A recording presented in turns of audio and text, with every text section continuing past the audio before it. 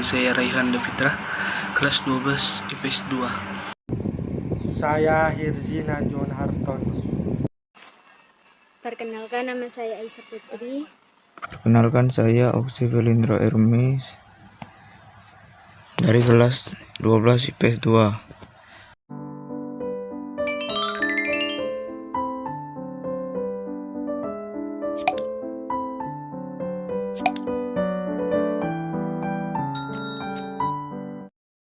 Makna pembangunan wilayah. Pembangunan merupakan hal yang sangat penting dalam kehidupan masyarakat. Pembangunan memiliki arti sebuah proses, cara atau perbuatan yang berkaitan dengan perubahan. Yang perlu kita ketahui bahwa setiap manusia pasti mengalami yang namanya perubahan, baik perubahan secara lambat maupun perubahan secara cepat, dan juga perubahan bisa meliputi nilai material dan nilai imaterial. Menurut Profesor Siagian, pembangunan merupakan suatu usaha atau rangkaian usaha pertumbuhan perubahan yang terencana dan dilakukan secara sadar oleh suatu bangsa, negara, dan pemerintah menuju modernisasi dalam rangka pembinaan bangsa. Teori lokasi sebagai dasar perlunya pembangunan wilayah. Salah satu teori yang mendasar perlunya pembangunan berbasis wilayah adalah teori lokasi. Teori lokasi terbentuk karena letak dan persebaran sumber daya yang mendapat pengaruh dari posisi geografi yang unik. Ada beberapa tokoh yang menyampaikan teori yang terkait dengan wilayah, diantaranya sebagai berikut. Teori lokasi pertanian, yaitu menganalisis bagaimana karakter fisik dari tanah dan posisinya yang relatif terhadap pasar. Teori lokasi industri, menurut Alfred Weber, bahwa prinsip minimalisasi biaya menjadi dasar pemilihan lokasi industri. Teori tempat sentral atau central place theory. Tempat sentral merupakan lokasi yang menyediakan berbagai kebutuhan penduduk yang terletak pada suatu tempat yang terpusat atau perkotaan. Teori kerucut permintaan. Menurut Locke, suatu industri memiliki lokasi yang optimal jika industri itu dapat menguasai wilayah pemasaran yang luas. Dengan wilayah yang luas, ada permintaan yang maksimum. Hal ini membuat industri itu akan memperoleh keuntungan yang besar. Teori kutub pertumbuhan bagi Perrow. Suatu lokasi industri dapat dikategorikan sebagai kutub pertumbuhan jika industri tersebut berperan sebagai unit pendorong pertumbuhan bagi daerah atau lingkungan sekitarnya. Teori kutub pembangunan merupakan serangkaian industri yang berkembang di daerah perkotaan dan mendorong perkembangan kegiatan ekonomi di seluruh zona pengaruhnya menjadi kutub pembangunan regional. Kali ini saya akan menjelaskan pengertian pembangunan wilayah.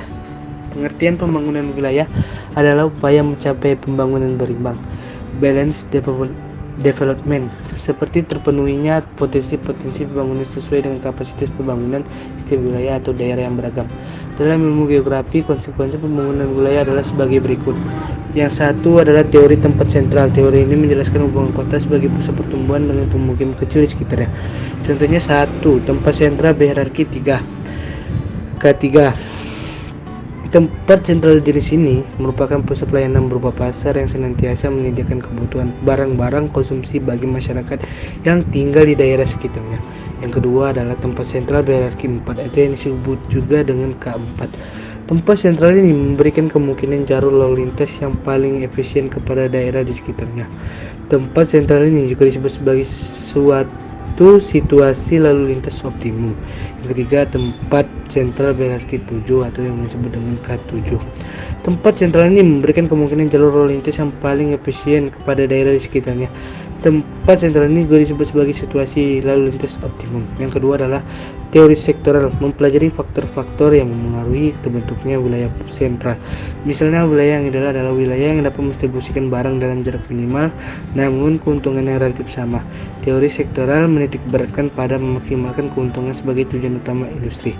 Loss menyebutkan bahwa pusat pembangunan tidak terjadi pada wilayah yang paling sentral, melainkan wilayah yang bisa memaksimalkan keuntungan. Contohnya sektor pusat kegiatan bisnis. Kawasan ini terdiri atas bangunan-bangunan kantor, pos, hotel, pasar, bank, bioskop, pusat perbelanjaan, serta sektor-sektor publik dan perputaran ekonomi lainnya. Yang lainnya adalah sektor kawasan industri ringan dan perdagangan. Kawasan ini terdapat pabrik-pabrik kecil atau ringan dan juga toko-toko. Sektor kaum buruh atau kaum murbah. Kawasan ini merupakan tempat tinggal bagi kaum buruh maupun kaum murbah. Pemukiman ini mendekati pusat perdagangan karena kaum buruh harus bekerja di tempat-tempat yang pusat bisnis. Yang lainnya adalah sektor Madya Wisma, yaitu tempat tinggal bagi para kaum menengah. Yang lainnya adalah sektor Wadi Wisma, yaitu tempat tinggal bagi golongan atas kaum elit, biasanya terlihat kaum pejabat dan para eksekutif. Yang ketiga adalah teori kutub pertumbuhan. Teori ini mengupayakan bahwa pertumbuhan tidak terjadi secara beragam di semua wilayah, melainkan berpusat pada kutub pertumbuhan dan menyebar ke sekitarnya. Berdasarkan The Geography of Transport System, kutub pertumbuhan terjadi karena pembangunan industri inti yang kemudian berkembang dan memberikan efek langsung dan tidak langsung pada wilayah sekitarnya. Contoh dari teori kutub pertumbuhan yang ada di Indonesia adalah salah satu Malioboro. Malioboro dikenal sebagai pusat pertumbuhan sekaligus ikon dari Yogyakarta yang perekonomiannya berpusat pada pasar, souvenir, kuliner, dan lain sebagainya. Faktor penentu pembangunan wilayah besarnya kesempatan kerja yang ada di daerah tersebut. Basis pembangunan daerah yang berkaitan dengan adanya pengembangan institusi ekonomi. Aset lokasi merupakan keunggulan kompetitif daerah atas dasar kualitas lingkungan. Sumber daya pengetahuan sebagai dasar pendorong perekonomian. Faktor penentu pembangunan wilayah sebagai berikut. 1. Sumber daya manusia dibutuhkan dalam pembangunan wilayah karena SDM berperan penting untuk memanfaatkan dan mengelola SDA serta melakukan kegiatan usaha lainnya. 2. Sumber daya alam atau SDA yang berkelola dengan baik di suatu kawasan tentunya bisa menjadi pembangunan wilayah yang berkualitas. 3. Ketersediaan sarana pendukung seperti jaringan komunikasi, modal transportasi, fasilitas ekonomi, pendidikan dan kesehatan berperan penting dalam pengembangan wilayah.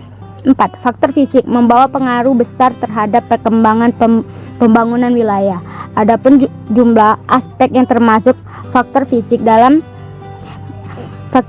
adalah topografi, iklim, keadaan tanah, keadaan air, dan sebagainya. Sebagai contoh, kondisi topografi dapat mempengaruhi strategi membangun dan menjadi karena ketinggian atau letak suatu tempat akan mempengaruhi pada kesesuaian pembangunan.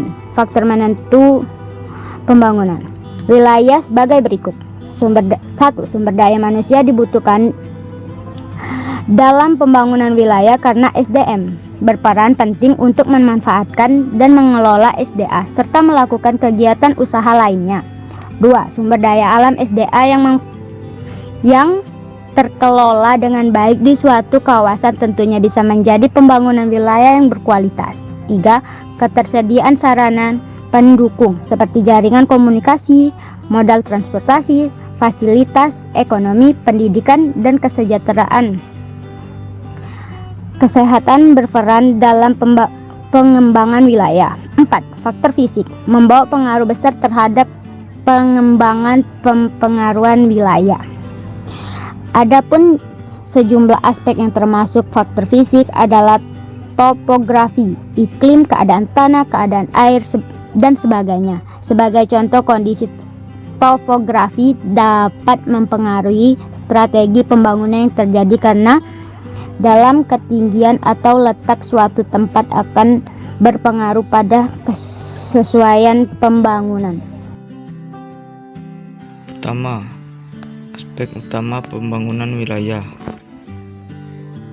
Ada 3 aspek utama pada pembangunan wilayah. 1. Faktor-faktor produksi seperti bahan dasar, pasar, biaya transportasi, dan lainnya tidak bisa berpindah secara bebas karena faktor-faktor tersebut bersifat lokasional. Kedua, tiap kegiatan usaha cenderung melakukan pemusatan kegiatan ekonomi di suatu lokasi tertentu guna mengurangi biaya produksi.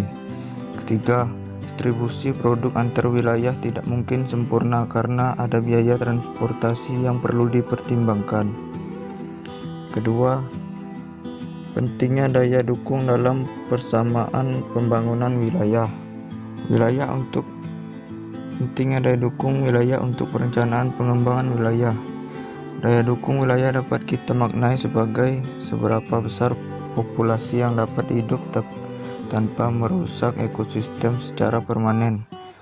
Ada dua variabel yang penting untuk diperhatikan, yakni potensi lahan dan jumlah penduduk. Untuk itu perlu analisis daya dukung wilayah yang memiliki beberapa manfaat sebagai berikut. Pertama, mengetahui sejauh mana wilayah mampu mendukung perkembangan aktivitas penduduk dengan melihat pertumbuhan penduduk wilayah tersebut. Kedua, memberi informasi kepada perencana ketika daya dukung wilayah tersebut sudah tidak memadai. Ketiga, sebagai alat sosialisasi kepada berbagai pihak tentang pentingnya menjaga lingkungan.